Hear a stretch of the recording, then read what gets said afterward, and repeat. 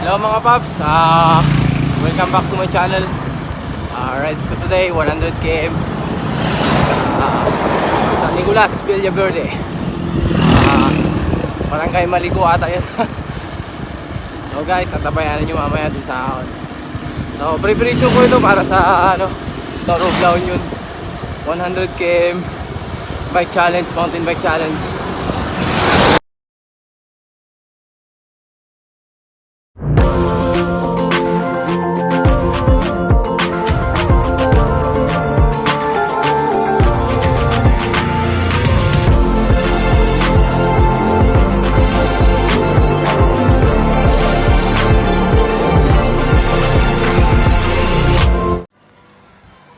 Mga paps, kung tignan niyo, ito na yung bungad ng Villaverde, Barangay Maligo.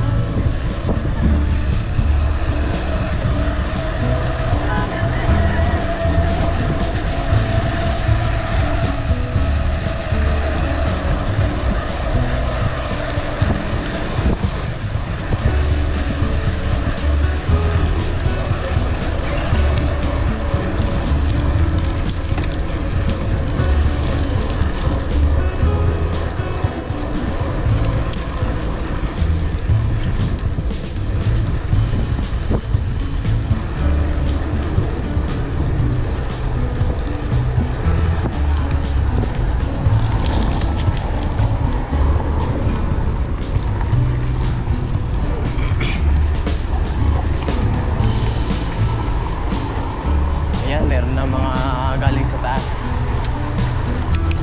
Baba na sila. Butay pa sila pababa na.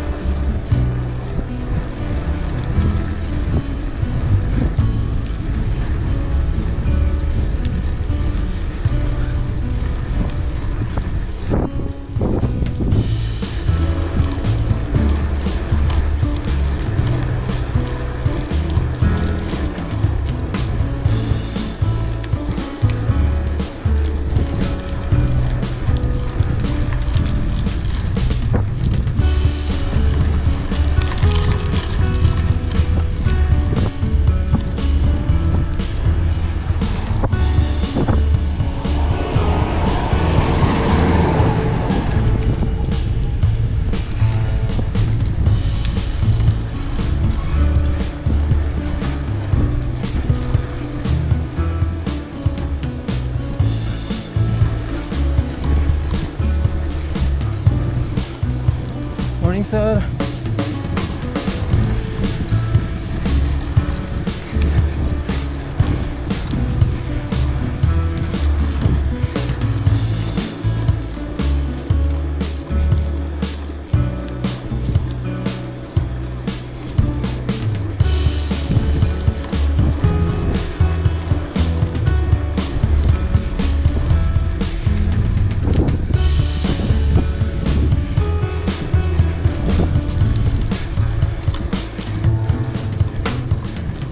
Itong daan na to, tagos ito sa Santa Fe, Nueva Vizcaya. Ginawa ito para maging mas madali ang pagpunta ng shortcut nga, sabi nila.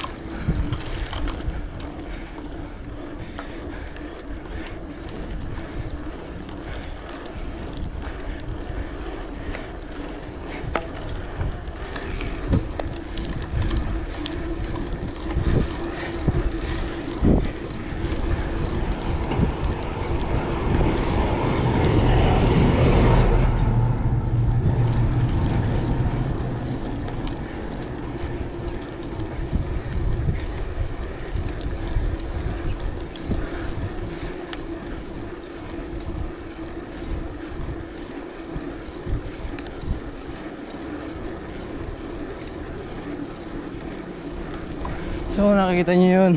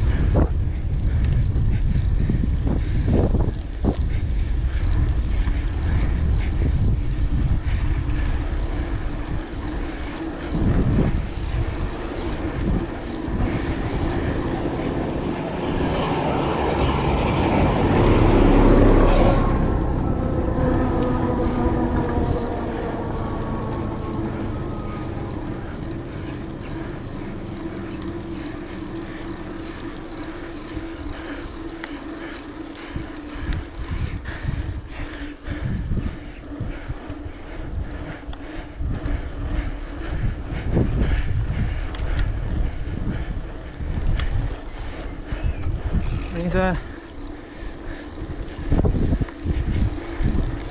So guys, bali doon ang tambayan ng mga sakita. Kapihan. Pero dati hindi ko pa nakyat ito nung una. Kaya subukan ko. Tignan ko kung ano yung view. Tignan natin kung maganda ang view. Tignan natin kung kaya ko pa.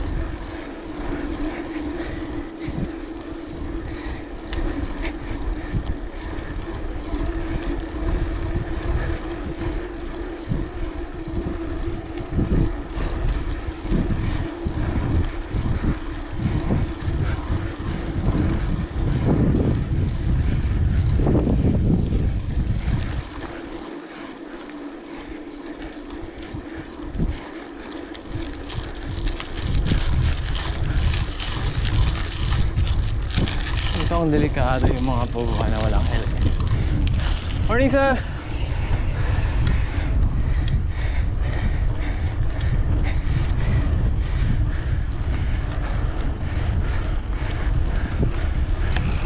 So ayan, may kapehan pa dito.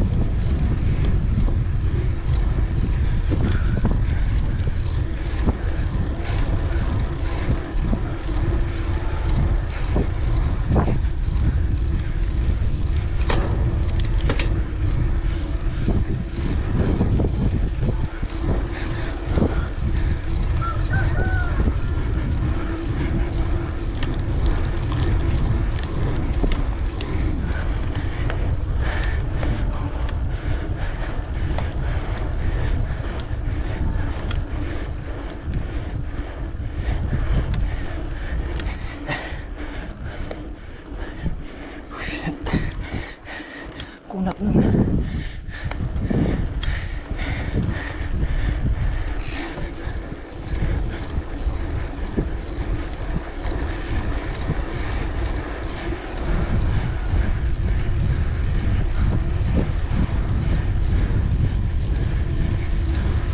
Morning.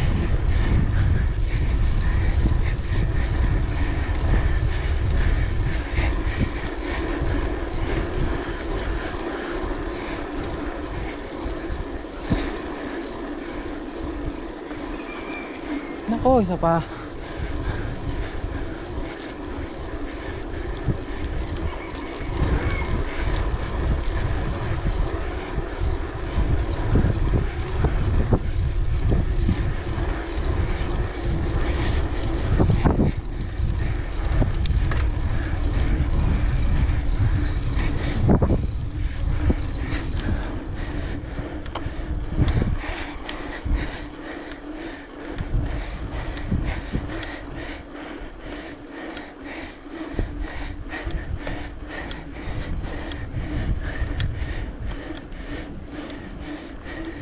Grabe. 5 kilometers per hour.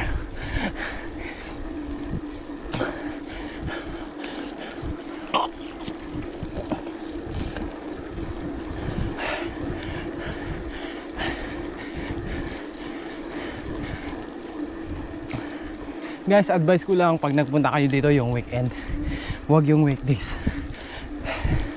Kasi pag weekdays, nagtatrabaho dito yung mga gumagawa ng daan, laki ng mga mixer. Pag weekend naman, wala yung mga mixer, puro dump truck lang. Kaya kanina yung mga nakikita yung dumadaan, tsaka may tumatra.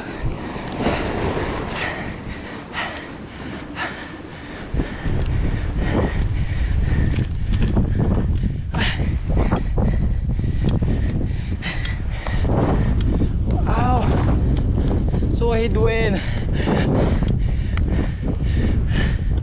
may mataas pa. Sabi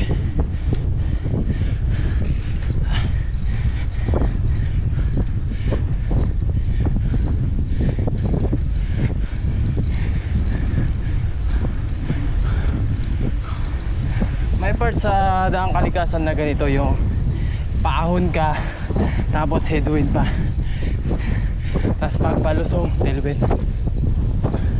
Malamang doon nadidisgrasya yung iba kasi sa lusong, tapos yung hangin patulak pa,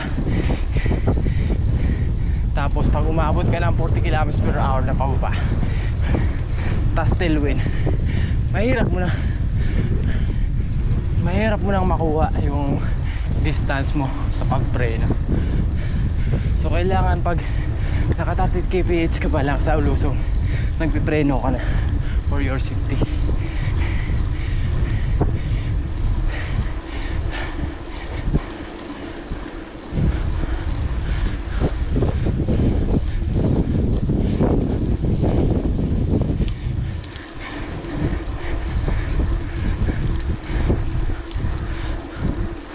So guys, hanggang doon na ako, tignan ko na lang yung likod, tapos bababa na ako.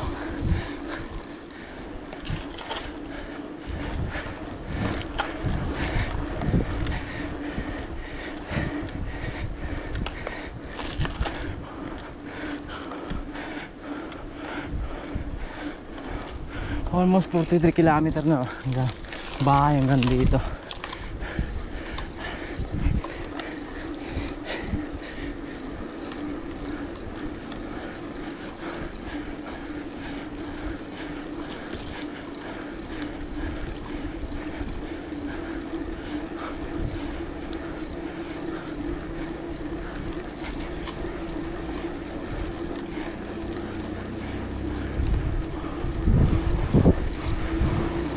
Wow, tignan nyo naman, natatakpan ng ulap yung bundok. Napakaganda.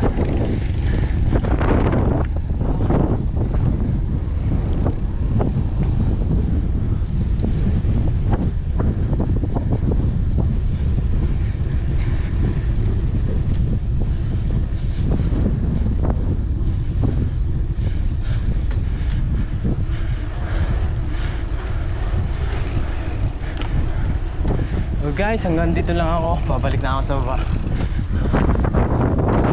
Sa amin. Okay. Ayan.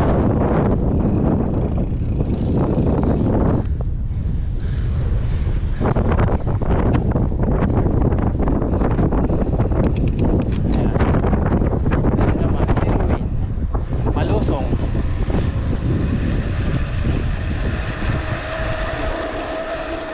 Lusong na nga, tailwind pa.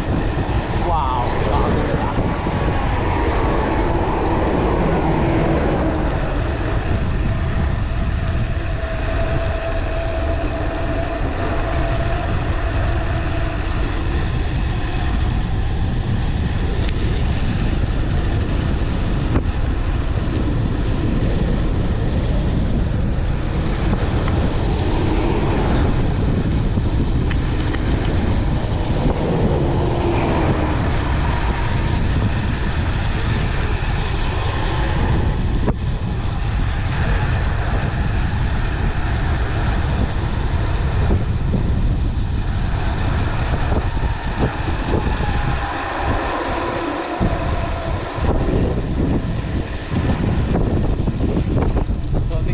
mountain bike na ako, naka-hydraulic, 35 km/h. Ang hirap papigilan ng aking preno. So kapag naka-road bike ka, Huwag mo nang pabutin ng 35 to 40 kilometers per hour.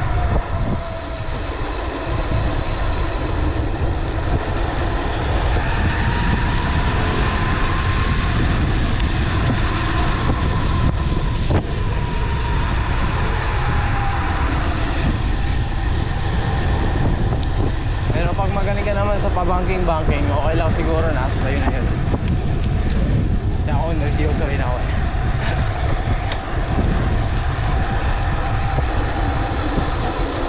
Ito yung makuha natin kanina.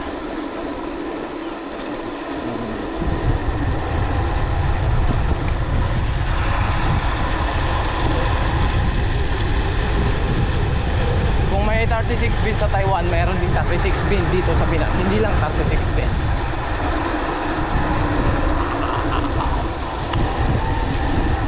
Pops!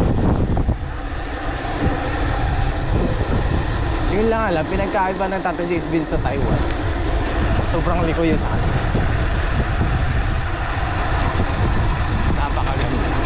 Tignan nyo, mga daming buhangin dito. Yan ang delikado sa road bike. Pag pinabot mo ng 40 kilometers per hour, tapos nagpreno ka, dudulas yung gulong mo.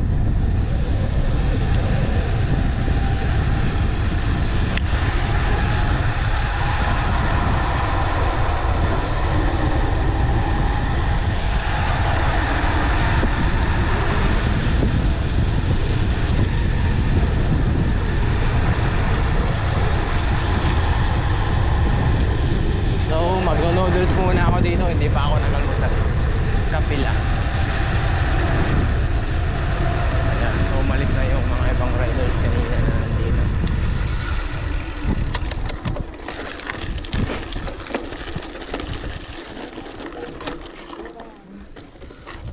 Dito ang merinda ng mga cyclista.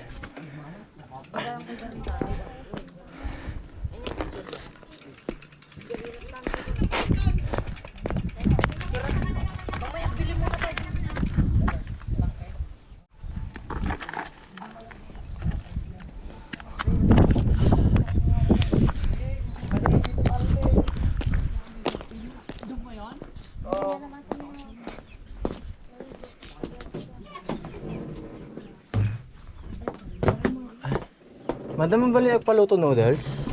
Oo, puti noodles na lang. Ayaw, noodles na Cup lang. noodles lang po. Tag mo ng cup noodles yun? Rinta. May saman nga po. Atin.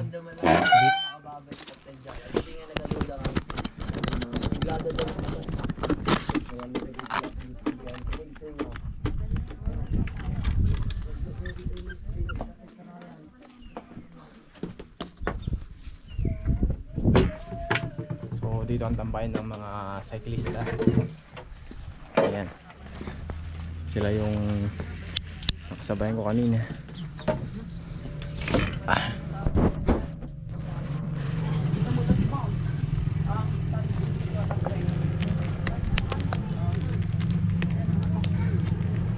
Sir. Noodles sa'yo.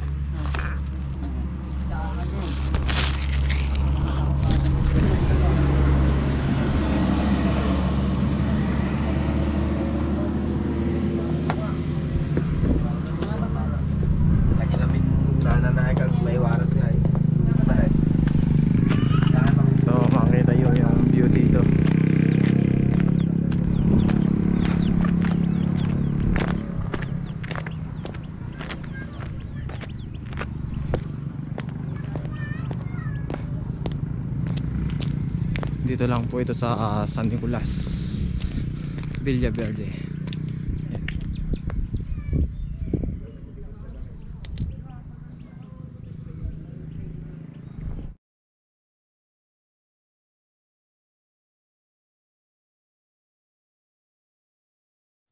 Rides out na ako, pababa na ako 8:40 AM ng umaga. So, kita-kits na lang.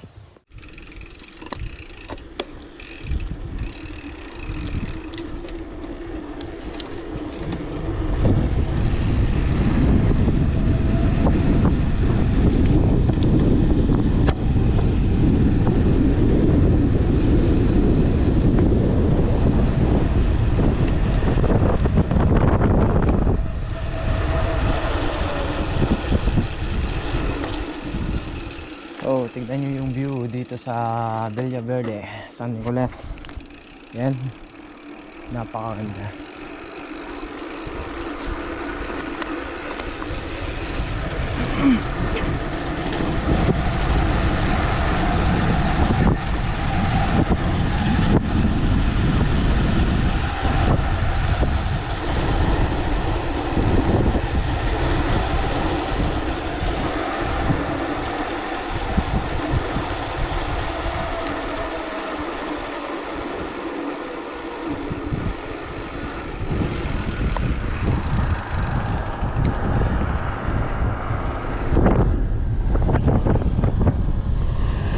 Itong mga puno to, maganda sana, kitang kita yung view. Tapos dito, kung wala lang yung mga puno dyan, kitang kita yung view sa baba. So bali siguro pag tumagal, babawasan na to, tatanggalin na tong mga talahib na to para makita yung view sa baba.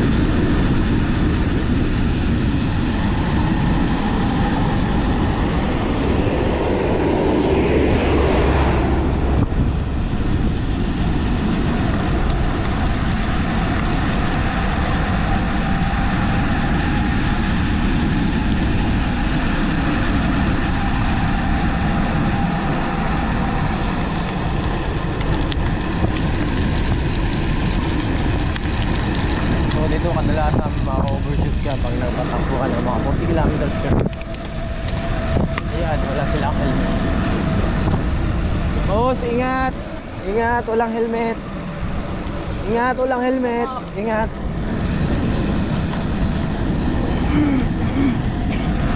So, nakakatakot din yung mga bata yun. Wala silang helmet. Nakakagustuhan lang nilang maakyat dito. Na walang mangyari sa kanila sa pababa.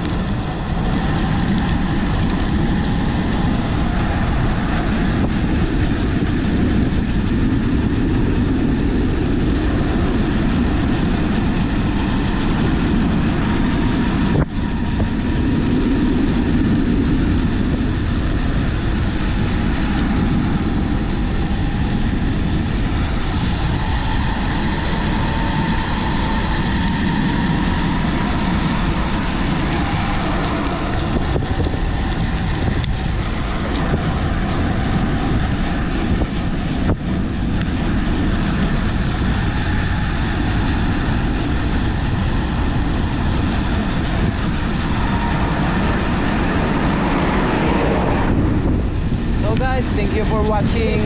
Kung nagustuhan nyo yung aking videos, mag-iwan lang ng comment at huwag kalimutang mag-subscribe. So maraming salamat guys.